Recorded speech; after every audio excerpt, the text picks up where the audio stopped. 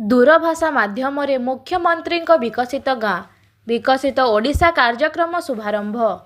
ओडिशा नवनिर्वाचित सरकार जनकल्याण योजना विकसित गाँ विकसित ओडिशा मुख्यमंत्री मोहन चरण माझी करकमल खोर्धा जिलार जंगियाठारे एक वर्णाढ्य परिवेश पूर्वाह्न 12टा समय शुभ उद्घाटित हो जाइछि।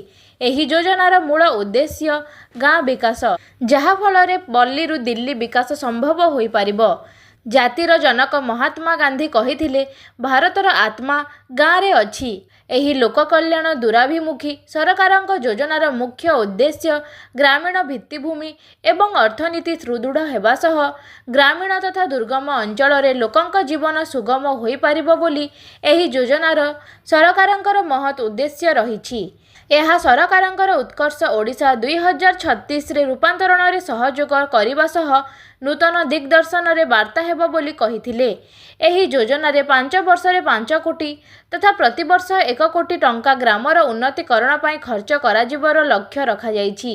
एही योजना रे ग्रामर रास्ता, नाल, विद्युत, भोगघर, भागवत टुंगी, विद्युत, गोष्ठी, शौचालय, पोखरी सौंदर्यीकरण, कल्याण मंडप, ठाकुर घर, हरिमंडप, पाठागार, वृक्षरोपण, वाद्ययंत्र, सचेतनता कार्यक्रम, दोकान गृह, पानीय जल, पोखरी खनन, मिनी पार्क, व्यायामशाला, हाटपिंडी, खेल पड़िया, नूतन जलाशय प्रभृति कराजिबार व्यवस्था रहिछि। आजिर मुख्यमंत्री विकसित गाँ विकसित ओडिशा दूरभाषा कार्यक्रम पई रायरंगपुर ब्लॉक कार्यालय परिशेष एक विशाल कार्यक्रम अनुष्ठित होइथिला।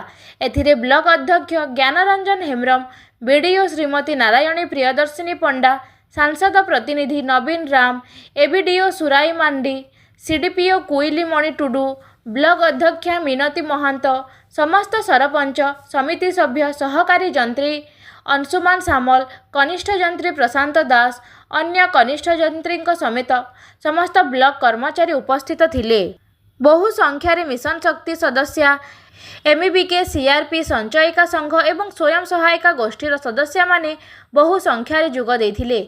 महिला माने कुहाकुही हेउथिले, एभली जनकल्याण कार्यक्रम कार्यकारी हेले आम गाँर रूपरेख परिवर्तन हेबो। महिला माने आर्थिक सशक्त हेबा सह आगकू गाँ हसिबो, सुंदर दिसिबो, परिवेश सबुजमय, मधुमय एवं आध्यात्ममय हेबो। रायरंगपुरु अक्षय विश्वाल।